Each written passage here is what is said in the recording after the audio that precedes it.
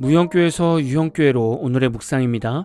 오늘은 신명기 26장 12절에서 19절까지 말씀을 묵상하겠습니다. 성경 말씀을 듣겠습니다. 셋째 해 곧 11조를 드리는 해 내 모든 소산의 11조 내기를 마친 후에 그것을 레위인과 객과 고아와 과부에게 주어 내 성읍 안에서 먹고 배부르게 하라. 그리할 때에 내 하나님 여호와 앞에 아뢰기를 내가 성물을 내 집에서 내어 레위인과 객과 고아와 과부에게 주기를 주께서 내게 명령하신 명령대로 하였사오니 내가 주의 명령을 범하지도 아니하였고 잊지도 아니하였나이다. 내가 애국하는 날에 이 성물을 먹지 아니하였고 부정한 몸으로 이를 떼어두지 아니하였고 죽은 자를 위하여 이를 쓰지 아니하였고 내 하나님 여호와의 말씀을 청종하여 주께서 내게 명령하신 대로 다 행하였사오니 원하건대 주의 거룩한 처소 하늘에서 보시고 주의 백성 이스라엘에게 복을 주시며 우리 조상들에게 맹세하여 우리에게 주신 젖과 꿀이 흐르는 땅에 복을 내리소서 할지니라. 오늘 내 하나님 여호와께서 이 규례와 법도를 행하라고 내게 명령하시나니 그런즉 너는 마음을 다하고 뜻을 다하여 지켜 행하라. 내가 오늘 여호와를 내 하나님으로 인정하고 또 그 도를 행하고 그의 규례와 명령과 법도를 지키며 그의 소리를 들으라. 여호와께서도 내게 말씀하신 대로 오늘 너를 그의 보배로운 백성이 되게 하시고 그의 모든 명령을 지키라 확언하셨느니라. 그런즉 여호와께서 너를 그 지으신 모든 민족 위에 뛰어나게 하사 찬송과 명예와 영광을 삼으시고 그가 말씀하신 대로 너를 내 하나님 여호와의 성민이 되게 하시리라. 오늘 말씀은 신명기 14장 28절 29절에서 나온 11조에 대한 말씀입니다. 이때 말씀하신 11조는 공동체와 약자를 섬기는 구제와 나눔의 11조였습니다. 14장에서 3년마다 드려야 하는 11조는 실천 규정에 대한 말씀이었다면 오늘 본문인 신명기 26장의 11조는 조금 더 보완하여 신앙적인 실천으로 어떻게 해야 하는지를 말씀하고 있습니다. 다시금 구제의 11조를 정리해보면 이렇습니다. 안식년을 기준으로 해서 3년째 되는 해, 6년째 되는 해에는 한 해의 열매를 거두어서 11조를 드리되 이것을 성읍에 모아다가 레위인과 고아와 과부를 위해서 나누고 풍족하게 먹으라고 말씀하셨습니다. 이 부분에서 알아야 하는 것은 구약시대에서 11조는 기본적으로 두 가지 11조를 말씀합니다. 제1 11조는 매년 모든 소산의 10%를 레위인들에게 드리는 11조입니다. 이 11조는 매년 드려야 합니다. 지금으로 말하면 매달 수입의 11조를 드리는 것과 같습니다. 제2 11조가 있죠. 매년 모든 소산의 10%를 레위인들에게 드리고 난 후 남은 수확에서 다시 11조를 구별하여 예루살렘으로 가지고 가서 거기서 가족들과 레위인들과 함께 나누며 먹게 됩니다. 이렇게 2년 동안 하게 되죠. 그리고 3년째 해가 되면 제1 11조는 그대로 하되 제2 11조는 예루살렘으로 가져가지 않고 각 성읍에서 모아서 각 성읍에 있는 레위인들과 고아와 과부와 함께 나누어 먹게 됩니다. 이것은 공동체를 구제하는 11조로서 제3 11조의 개념이 될 수 있습니다. 성도들이 오늘 말씀을 듣게 되면 결국 하나님은 10분의 2를 내라고 하시는구나 라고 불편한 마음을 가질 수 있습니다. 넓게 보면 그렇게 말할 수 있죠. 그러나 다르게 보면 제1 11조는 하나님의 것을 매번 구별하여 드리는 것이고 제2 11조는 레위인과 가족과 공동체의 어려운 계층들을 위해 구제하는 헌금이라고 생각하시면 됩니다. 이 말씀을 들으면 성도들이 나 살기도 어려워서 죽겠는데 어떻게 10의 1조를 드려서 구제와 나눔을 하냐고 불평하실 수 있습니다. 그러나 이런 신앙생활은 하나님이 말씀하신 것처럼 너희가 나를 사랑하면 내 이웃을 내 몸과 같이 사랑하라는 말씀의 실천의 일환이 될 수 있습니다. 우리가 주변 사람들을 사랑해야 한다고 말하는데 무엇으로 증명할 수 있겠습니까? 재물이 있는 곳에 내 마음이 있기 때문에 내 재물이 어디로 가느냐를 보면 우리가 무엇을 더 사랑하고 있는가를 알 수 있습니다. 재물을 나를 위한 것에만 쓴다면 하나님을 사랑하는 것 같지만 결국 나를 더 사랑하는 성도가 되는 것입니다. 그런데 재물을 고아와 과부처럼 어려운 성도들과 함께 나누면 결국 하나님을 사랑하고 내 이웃을 내 자신과 같이 사랑하려고 노력하는 것과 같습니다. 그래서 현대 교회에서 헌금 봉투를 보면 구제 헌금, 선교 헌금 봉투가 있지 않습니까? 이런 헌금을 드리면 교회에서는 주변의 어려운 성도나 어려운 사람들에게 나누는 사역을 하게 됩니다. 꼭 이런 헌금이 아니어도 성도들을 만날 때 여러분들이 식사를 대접하거나 커피를 사드리는 경우가 있을 것입니다. 아마 어떤 성도는 주변 어려운 사람들이나 힘든 친구들을 위해 많은 돈을 쓰기도 할 것입니다. 이렇게 대접하고 섬기는 이유는 성도가 주변 친구들을 사랑하기 때문에 대접하는 거 아니겠습니까? 저는 여러분들이 이렇게 나눔을 하고 계시다면 이미 삶 속에서 제2 11조를 드리고 있다고 생각합니다. 저도 단임 목회를 하면서 저만의 다짐을 하는 것이 있습니다. 목회자인 저도 하나님 앞에서 사랑의 섬김을 하자라는 결단을 합니다. 작은 교회이고 사례비나 생활비가 적다고 해서 성도들을 위해 구제하거나 대접하는 일에 주춤하지 않고 늘 기쁜 마음으로 섬기려고 노력하고 있습니다. 제 나름대로 제2 11조를 드리는 방법이 이렇습니다. 말씀 묵상하시면서 본문이 헌금 내용이면 저도 어쩔 수 없이 헌금에 대한 설교를 할 수밖에 없습니다. 성도들은 헌금 말씀만 나오면 벌써 예민하게 듣거나 귀를 닫을 수 있습니다. 그런데 헌금에 대한 말씀은 중요한 신앙 양육입니다. 이 부분이 훈련이 안 되면 결국 신앙 연수가 길어도 재물이 우상이 되어서 하나님을 온전히 바라보지 못하는 성도가 됩니다. 오늘 본문 말씀에서 15절에 보면 이렇게 제2 11조를 드려서 공동체를 위해 구제를 한 다음에 하나님께서 이스라엘 백성에게 자신이 약속한 복을 주시기를 간구하라고 말씀하고 있습니다. 사실 우리가 신앙생활을 하면서 재물의 복을 구하면 마치 기복신앙에 빠졌다고 비판하지 않습니까? 그런데 오늘 말씀에서 보면 이렇게 구제의 11조를 드려서 나누었다면 하나님의 언약을 붙들고 젖과 꿀이 흐르는 땅에 복을 내려달라고 당당히 구하라는 것입니다. 그만큼 교회 공동체 안에서 재물을 드려서 어렵고 힘든 성도들을 대접하는 것은 하나님 앞에서 너무나 중요한 사랑의 실천입니다. 그렇다면 우리 삶 속에 구제의 11조 생활을 어떻게 해야 할지 생각해 보겠습니다. 교회 생활하시다가 어려운 가정을 알게 되시면 그 가정의 자녀들에 대해 관심을 가져주십시오. 그래서 어려움에 있는 성도의 자녀들 중에 혹 생일이 있습니까? 그럼 작은 선물이라도 보내주시면서 축하와 응원을 해주십시오. 또한 대학교를 다니는 자녀가 있습니까? 적은 용돈이라도 보내주십시오. 이렇게 해주시면 상황이 어려운 성도들에게 큰 힘과 위로가 될 것입니다. 기도하는 가운데 힘들고 어려운 성도가 생각이 나셨습니까?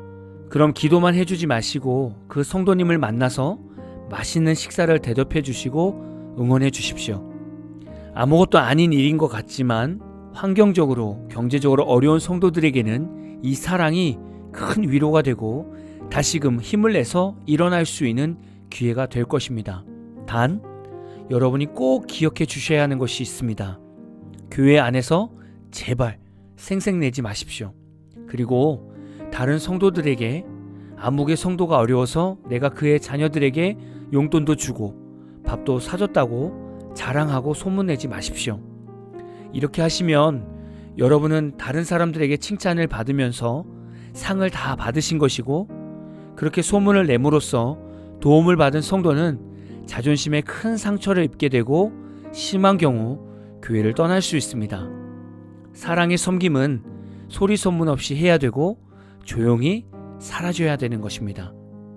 종종 교회 안에서 성도들이 이 부분을 잘 지키지 못해서 남을 도와주고 욕먹는 경우들이 있습니다. 제가 이렇게 묵상을 통해서 예민한 부분을 남기는 이유는 교회들마다 이 부분이 너무나 안 되고 있기 때문입니다. 꼭 주의하면서 공동체 안에서 성도들을 서로 챙겨보시기를 권면합니다. 오늘 말씀을 들으시면서 마음에 감동이 오는 주변 성도님들이 있으시다면 오늘 조용히 대접하시거나 섬겨보십시오. 그리고 베푸신 사랑은 얼른 잊어주십시오.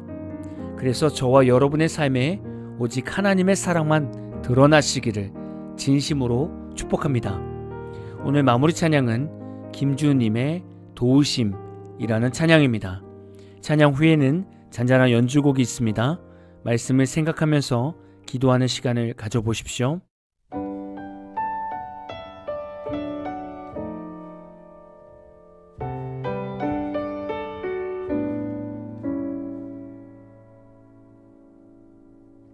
한 걸음 멈추고 내 뒤를 돌아볼 때 주의 돌보심이 안단 곳 전혀 없네. 한숨을 고르고 내 길을 되새길 때 주의 도우심이 내 삶을 채웠네.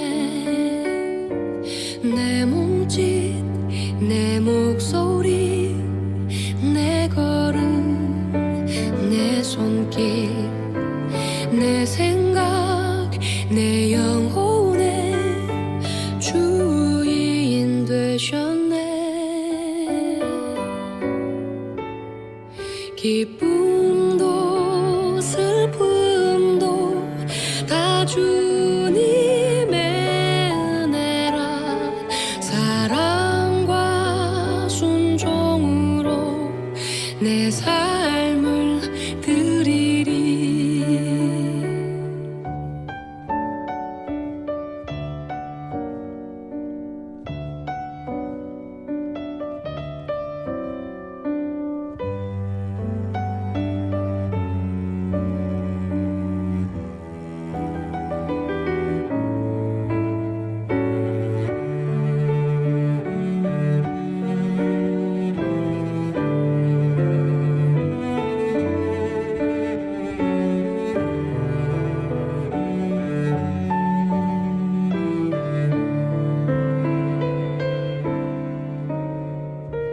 내 몸짓 내 목소리 내 걸음 내 손길 내 생각 내 영혼의 주인 되셨네. 기쁨도 슬픔도 다 주님의 은혜라. 사랑과 순종으로 내 삶을 드리리. 사랑과 순종으로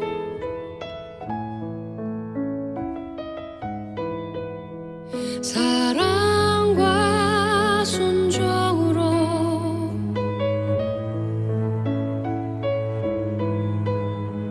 사랑과 순종으로 내 삶을 드리리.